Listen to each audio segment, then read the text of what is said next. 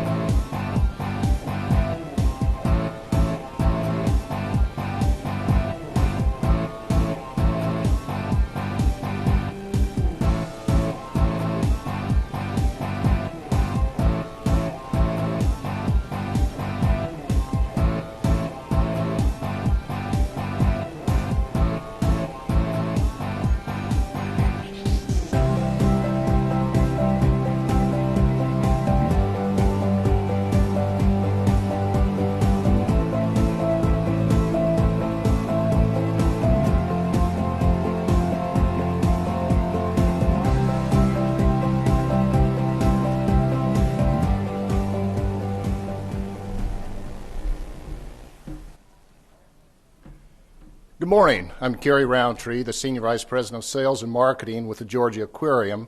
It's my pleasure today to present with you our findings along with Dr. Kumar from Georgia State University. First, a little bit about Georgia Aquarium. You've just had a very abbreviated tour of the aquarium. The aquarium was founded in 2005 by Bernie Marcus, who was also the founder of Home Depot. And Bernie's generous gift made us the largest aquarium in the world up until last year, when Singapore bypassed us as the largest. But today we're over 100,000 animals, over 5,000 species, and we have over 10 million gallons of water. We've got some really neat animals that you don't find anywhere else in the world. To date, in just 8.5 years, we've hosted over 20 million visitors, so lack of visitorship is not one of our problems, but it's how to maintain that visitorship. Not only have we been a catalyst for development in Atlanta, but also the state of Georgia. It's had a tremendous impact on the state, and it's the most visited aquarium in the United States today.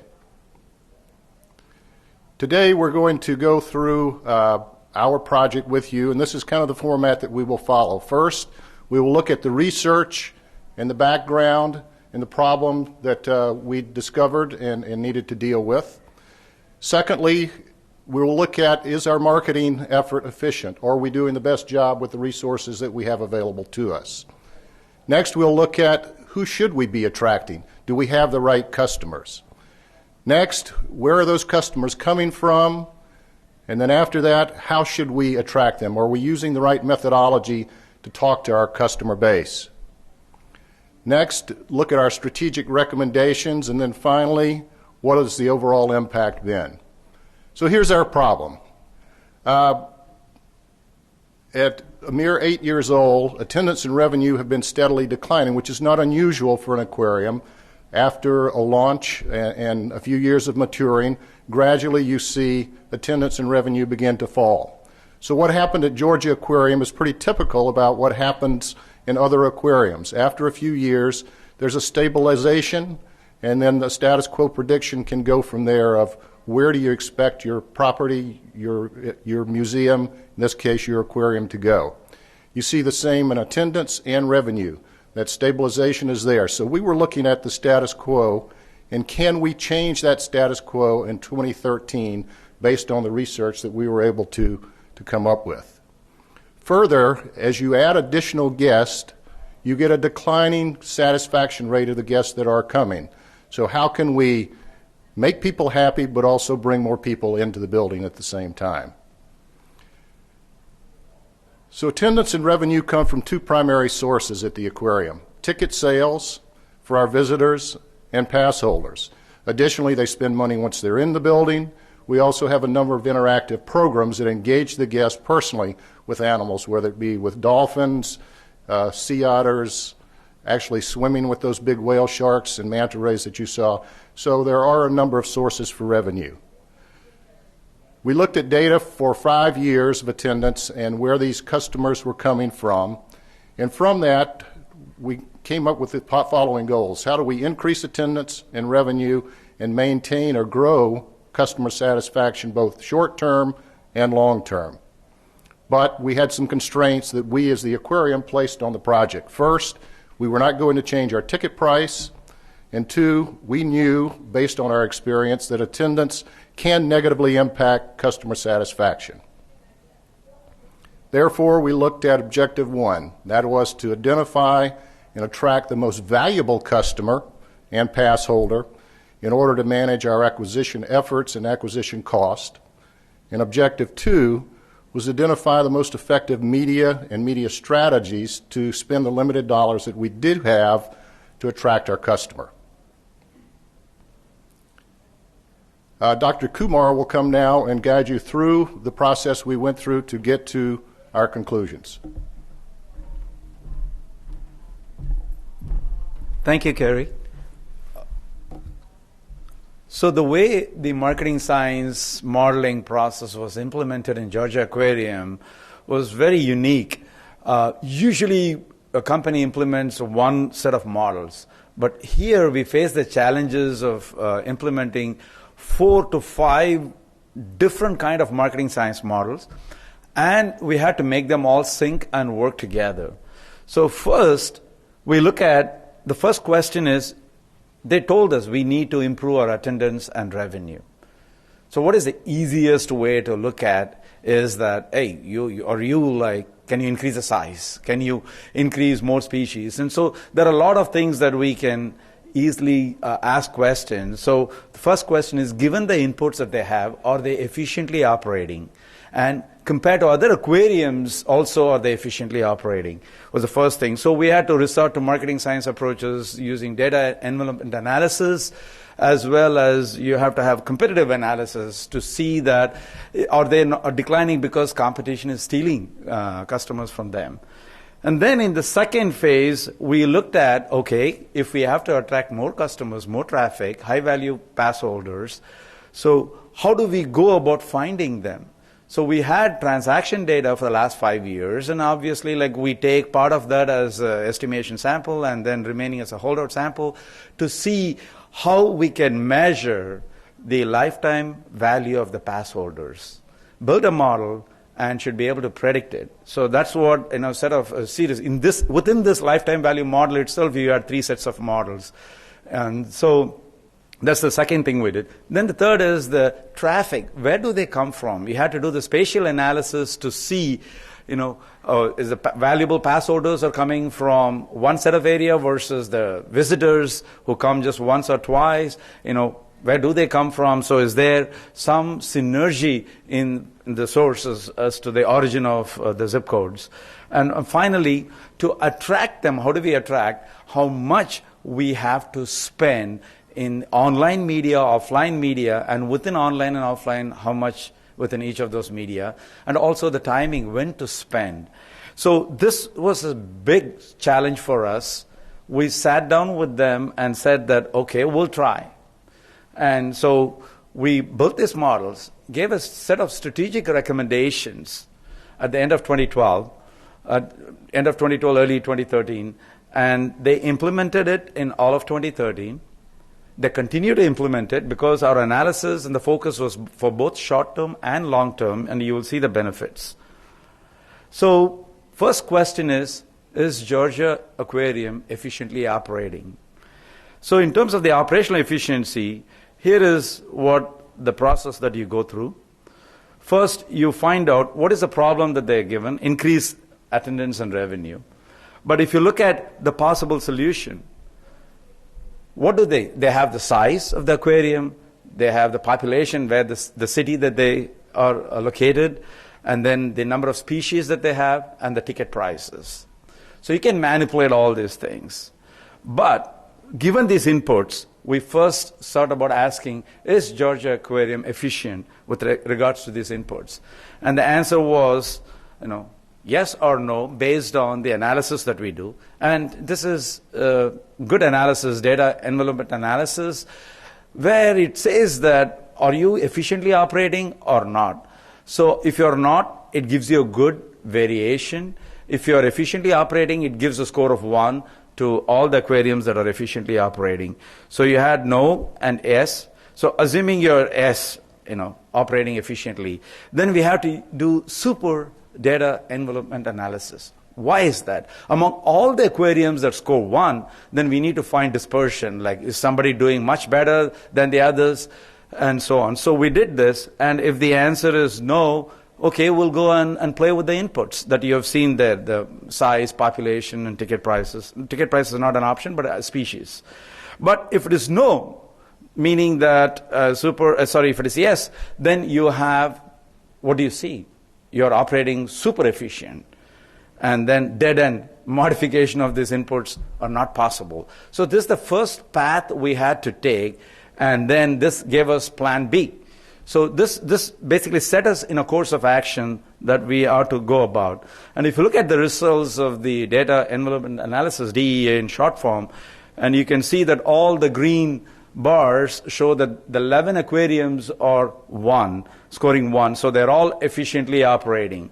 Then we have to further take these 11 aquariums and do the super DEA, and then you will see that the values range from, like in terms of the dispersion there, 0.88 to 1.96, with Georgia Aquarium scoring, so the mean average is about 1.1, and Georgia Aquarium again at the top there. So the problem here was that, okay, here are the inputs that we talked about, and the inputs were selected based on whether we can compare all the aquariums, 19 aquariums, we need to have similar inputs, and also the management, which said that these are the parameters that we have to play with. So the unique problem is already super efficient, it cannot be modified, so where can we find additional people, additional money? And this is a big challenge. So what about competition? So the logical question is, can we steal from competition, or are they stealing from us? So if you look at who are the major competitors in this market, then you will see that attendance of Georgia Aquarium and its competitors are positively associated with Coca-Cola. The World of Coke Museum is adjacent to the Georgia Aquarium, so people come there and come also here. And there is Turner Field is very close by, so they also go to the baseball game and then they come to the aquarium, and they also have joint ticket promotions. So therefore, if you look at the Braves, there is synergistic opportunity with both the Braves and the Coca-Cola. So what we learn from competition is that they are not driving customers away from Georgia Aquarium. If in fact they can only contribute to the Georgia Aquarium. So then who should we attract? So you have, as the CMO of Georgia Aquarium mentioned, we have two primary sources, one the visitors and the other one is the pass holders. Who are the valuable pass holders? How do we find them? So we have to again resort to CLV kind of modeling here. In this case, pass holders lifetime net revenue modeling. And the net revenue is whatever the money they give us minus the marketing costs at the individual level. So we have this piece of information. And to compute this, you had the probability model of renewal, and then if they renew, how much revenue they are likely to give, and how much marketing cost is involved. So we had this model, and we had 5 years of data. We used the first 3 years of data, and then used the last 2 years as holdout to predict. And we were successful. If you look at the hit ratio in terms of whether they are likely to renew the pass or not, you got it with the 82-83% hit ratio. And then in the validation sample, in the 2 years holdout, you had the 81%. Similarly, how much revenue they are likely to give, you see this about 20% in terms of the MAPE here. And in terms of the validation, we had slightly higher, about 28%, and that's because there were some new customers coming in and gave, so we did not remove the outliers here. We included it so that in the interest of full disclosure here. And how were the pass holders distributed in terms of the value? You see there is a super high value, the first segment, and they give profits of about $2,000 a year, which you see, it's identified super high PLNR segment. And then you add the high and the medium and the low and sometimes negative also. So what drives somebody to be a super high PLNR? I mean, there are a lot of value to knowing this, because as you will hear later from the CMO of Georgia Aquarium, that this segment is so disproportionate in terms of their revenue contribution, they can also add value otherwise. So we went about identifying the drivers. So if you look at the drivers, first set of drivers, you had who is going to, say, renew the pass next time and how much value they're going to give. Look at the lagged values. So who renewed the passes at the previous time period and 2 time periods ago? And also the usage. Did they use the pass in the previous time period a lot or medium or less versus 3 time periods ago, 2 time periods ago and 3 time periods ago? Then we also looked at one of the drivers as the revenue that they provided in the past, and also the number of pass holders in the household. If it is higher, then they are likely to be a high value pass holder. And then also how frequently they were renewing the passes with the historical data. So these drivers really set us on a course of action to identify from the database, because as you've seen that they had over 20 million visitors. So we advised Georgia Aquarium, to monitor each of these drivers on a dashboard to see how it is fluctuating, because we had, like, is the retention rate improving or is it going down, and the revenue spent going up or down, and so on. So now that we have identified, based on the value, where do they come from in terms of the traffic, the large number of pass holders and the large number of visitors. So we needed to do a spatial analysis to find out that. First we looked at the heat map, where they are coming from, the largest concentration. Then we had to isolate and identify that are they coming just one time or multiple times, even as a visitor. So overall, in the integrated spatial analysis, the focus was both on retention as well as acquisition.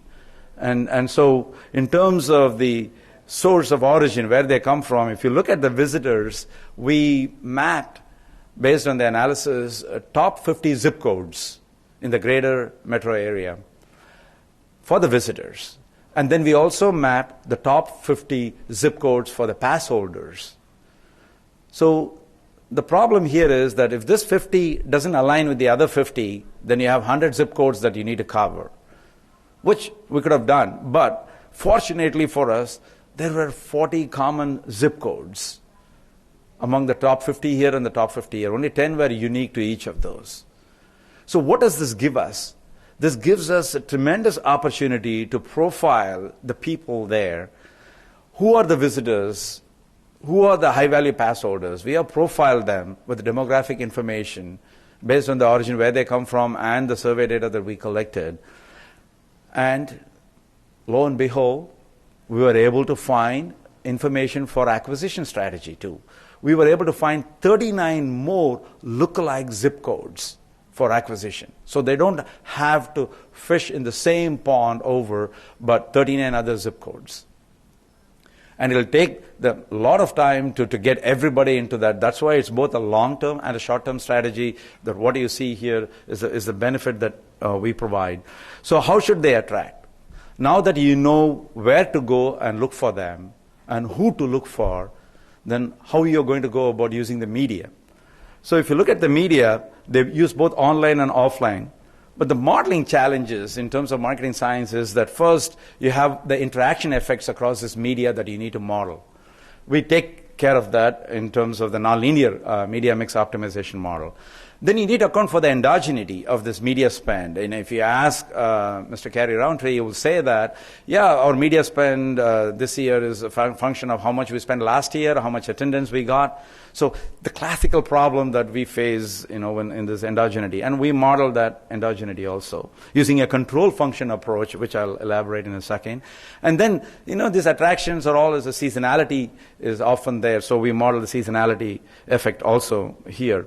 So the way the model is specified in a nutshell, there are a lot of details in the paper, but the attendance basically is modeled as a function of ticket price, the customer satisfaction, and then the media spend, then the economy also, how well the economy is going up or down, the competition attendance. So everything that you would see is there. Plus, you see towards the end of the equation some EJT, and that is nothing but the error function that comes because of accounting for endogeneity. What is that? So in the endogeneity model, we take the media spend today as a function of media spend yesterday for the same media as well as for the competing other medias that GA uses, and then the past attendance, and build models and predict the errors. So this is a multiplicative model.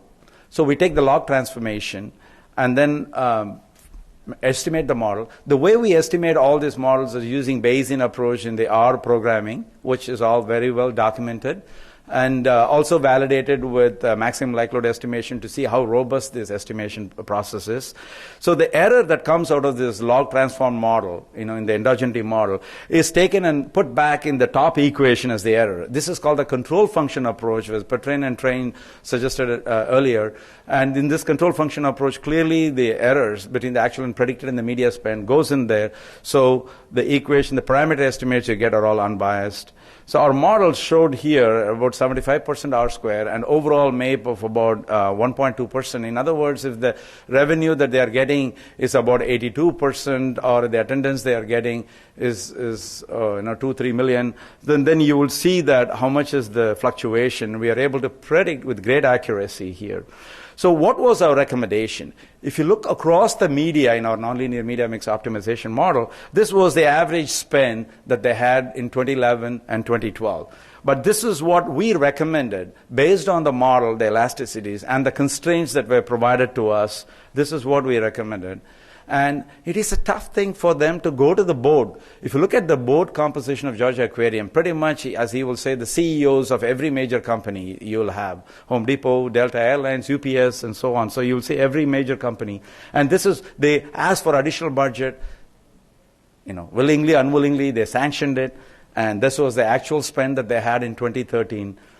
And if you look at the way, to recap, what did we do first? So that before we go to quantifying the impact, to recap, the research findings said, is there room for growth in attendance and revenue? And then where do they come from, this high value? And where can we find more of them?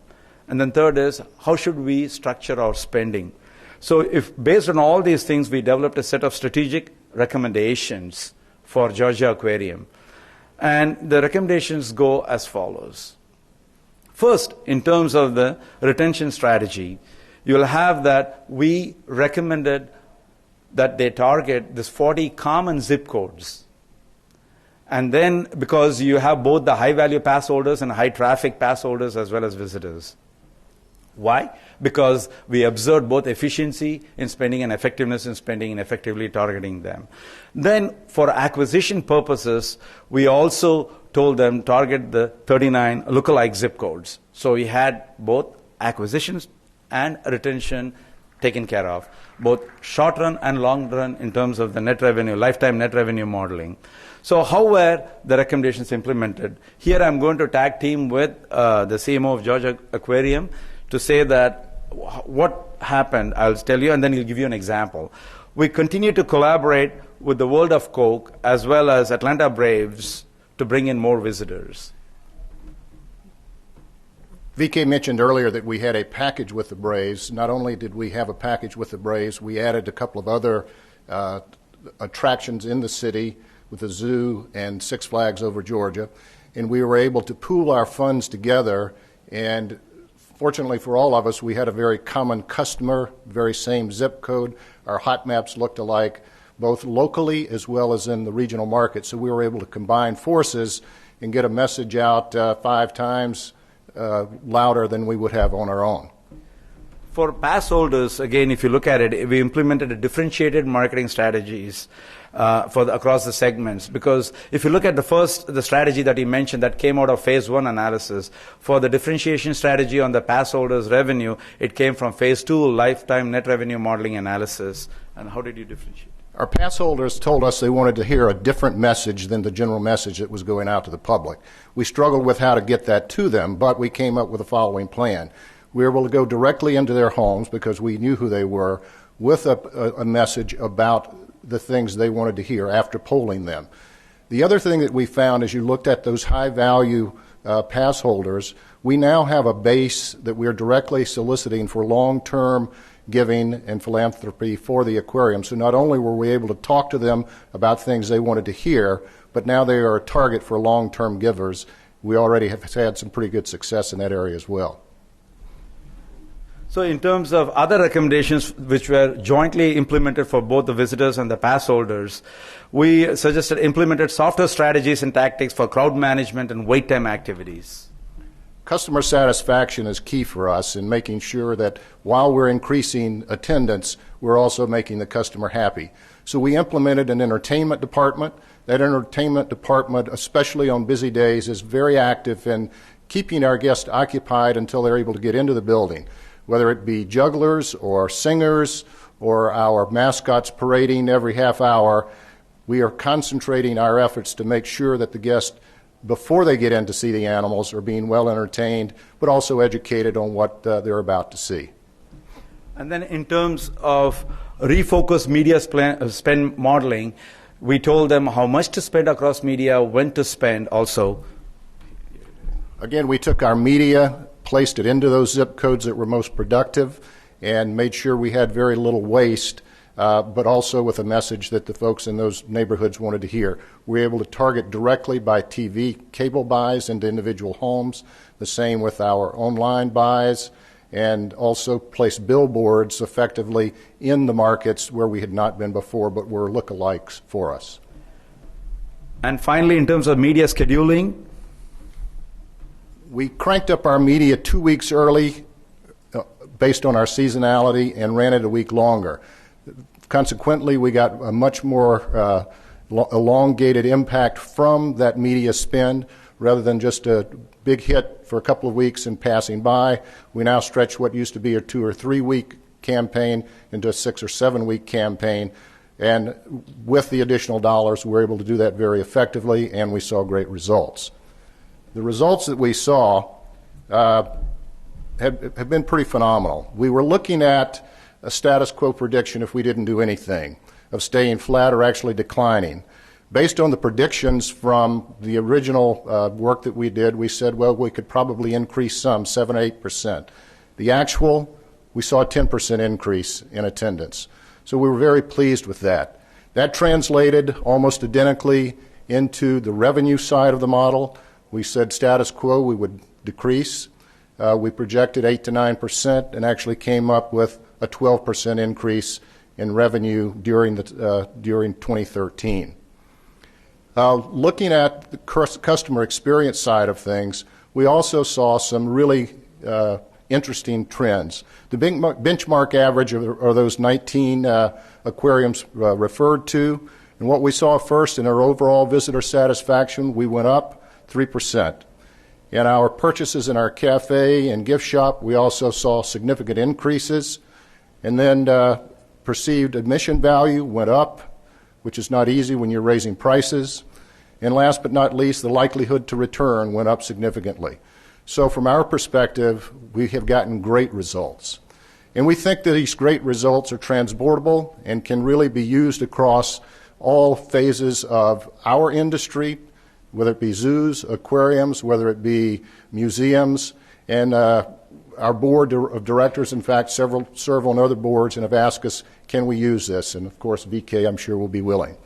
But we think that you can measure the relative efficiency of your organization with this model very effectively. We think that effective targeting strategies certainly came out of this study and enabled us to take our dollars and make it work much harder for us. We know that Through the spatial analysis, we were able to take our media and place it effectively and make it work harder for us.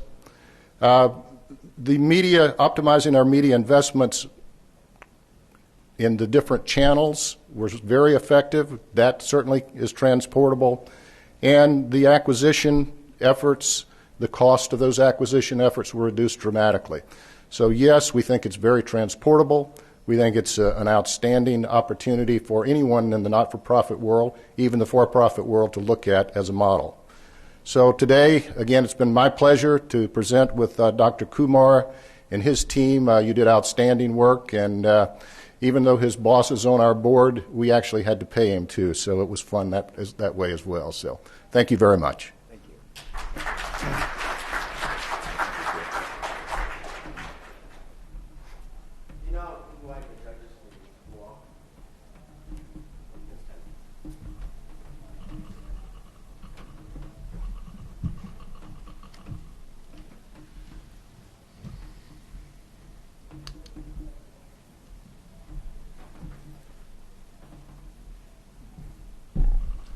Yeah, thank you for an outstanding presentation.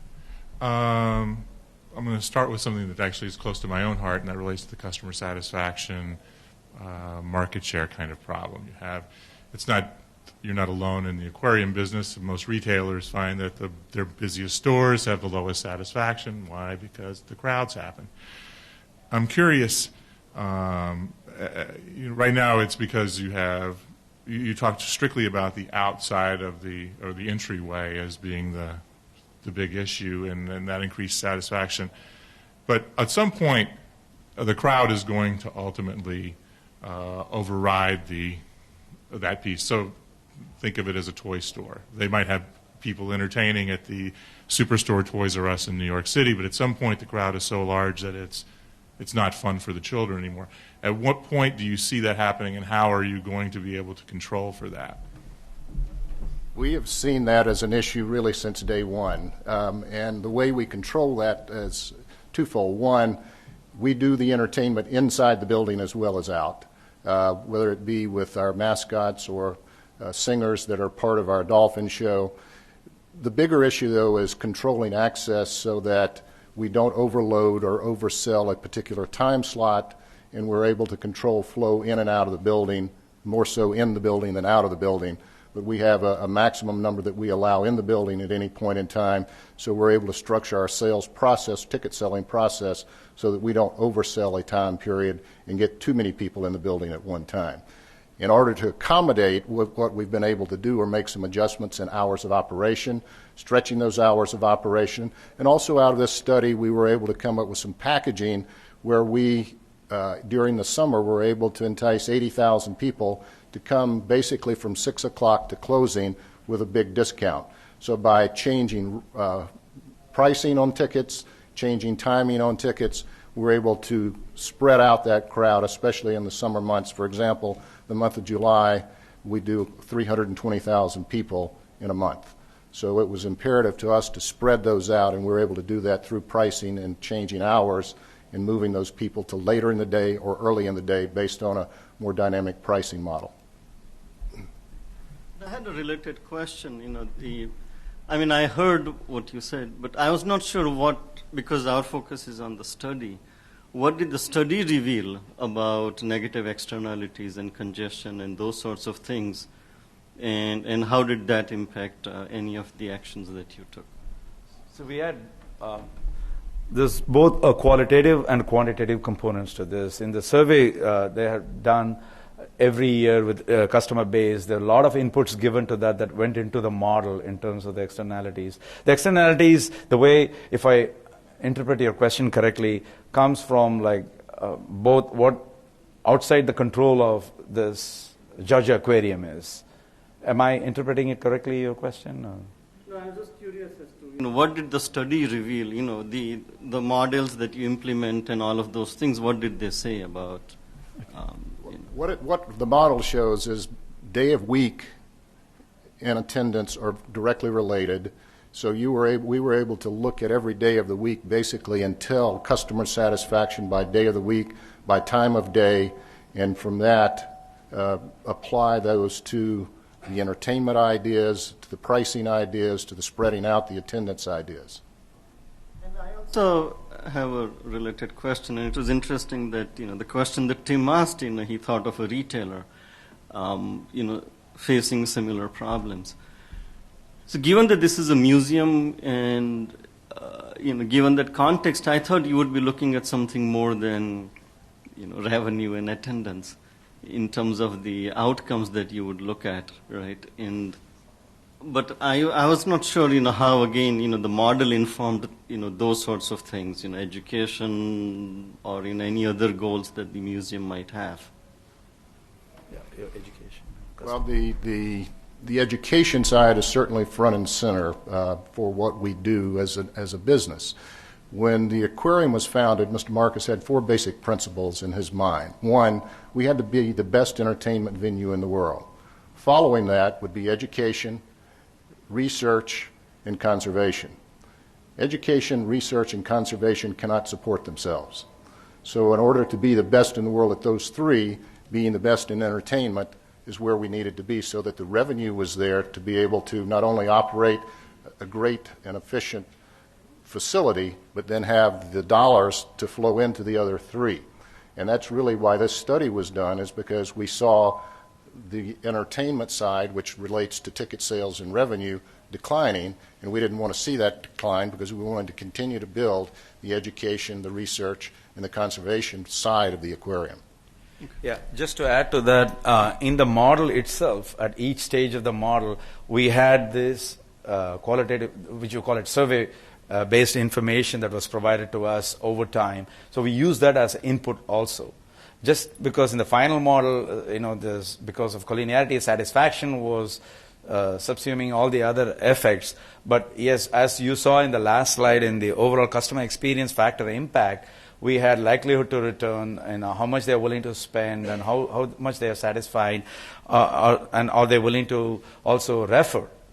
All those things were brought in, and we saw this is one of the studies where both quantitatively we saw a bigger impact and qualitative factors also, which when we told them that we can work towards increasing attendance and revenue, but qualitative factors, I don't know, but it also happened very nicely.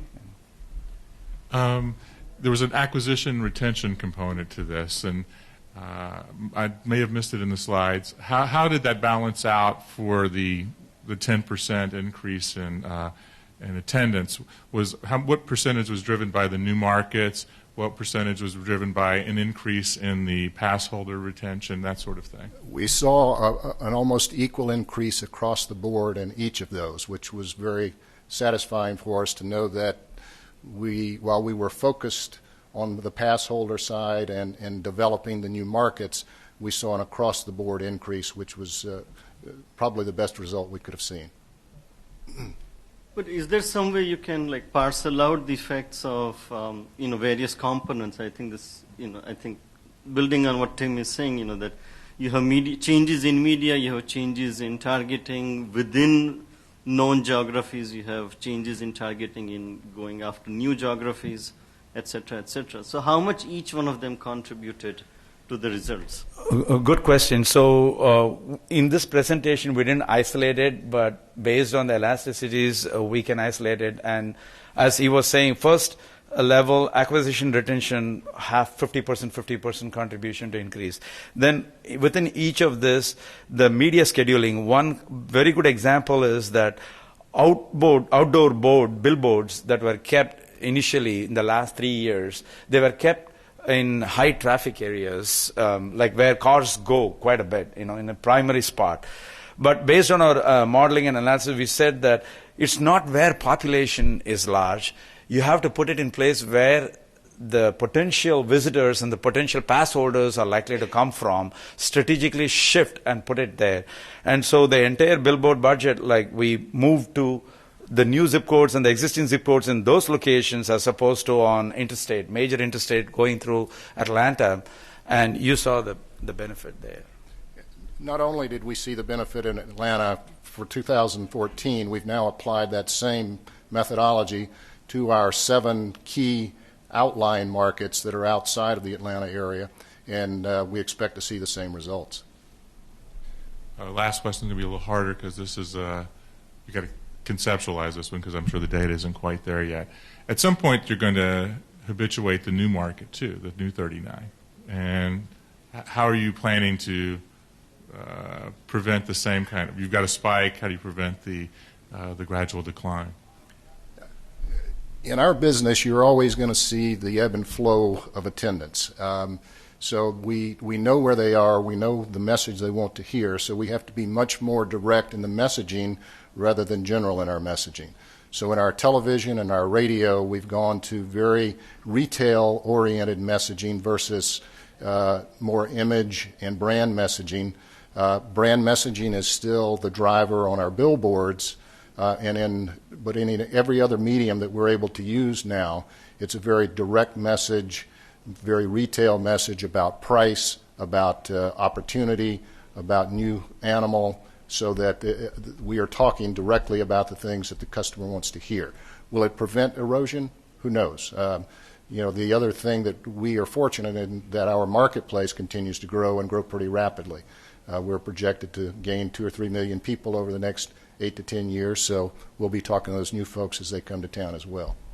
Yeah, and another important point that you raised is the fact that this business, or either it's a zoo or a museum or art exhibition or aquarium, the biggest benefit here is that we go to this place.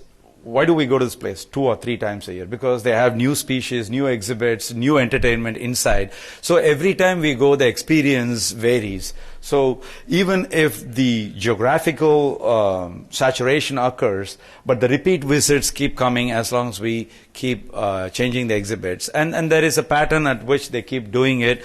But in the future, definitely at any place, the well dries up. And we need to think of reinventing strategies. But for now, we have both the acquisition and the retention conquered, both short-run and long-term conquered, and both attendance and revenue, as well as which is a quantitative and qualitative factors, which is customer experience factors, also maximized.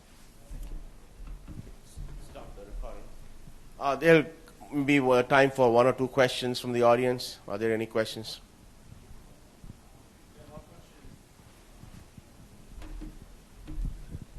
Thank you. My question is that you actually compare your estimation with status quo estimation. I think the fair comparison is that you compare your actual revenue with the revenue from other nonprofits or other aquarium at the same year. Yeah, We actually have those numbers, and we are well above them, but we also have seen, we've seen our revenue increase. We've seen their revenue increase as a function of pricing, much more so than attendance. But if you look at us compared to the other large aquariums in the country, we are, since really day one, have been the leader in both attendance and revenue. Well, I live in the Atlanta market as well, and I remember in the last few years there's a lot of excitement around, you just mentioned at the end, sort of new species. There's a dolphin show. And so how do you parcel out the increase in attendance from in this case, the marketing message versus just the excitement around sort of the animals and the species, and how you change the sort of the product itself? We have several strategies. One, a long-term strategy is that every 5 years we're going to do something major to attract the old customer as well as the new customer. The Dolphin Show exhibit was the first example of that, which came on our 5th anniversary. For our 10th anniversary next year, we're taking one of our exhibits, the Georgia Explorer, if you're familiar with it, which depicts the Georgia coast. We will gut it, and it will reopen as a sea turtle exhibit. In between, we try to every year, 2 or 3 times a year, put in new species of fish that have some interest. We also have added each year interaction programs or encounter programs. We now have a total of 5. Each of those have also drawn new attention to the aquarium. So there's an ongoing effort to really about every 90 days have something in the media, something that is truly different and new for you to see. Yeah, so it's a very good point. So in terms of 2013, there's no major changes made in the aquarium. These are minor changes that they keep making just to communicate, and that is part of the aquarium, that it's very well advertised and so on. So those effects are already factored in the historical data as the changes due to those 90-day changes.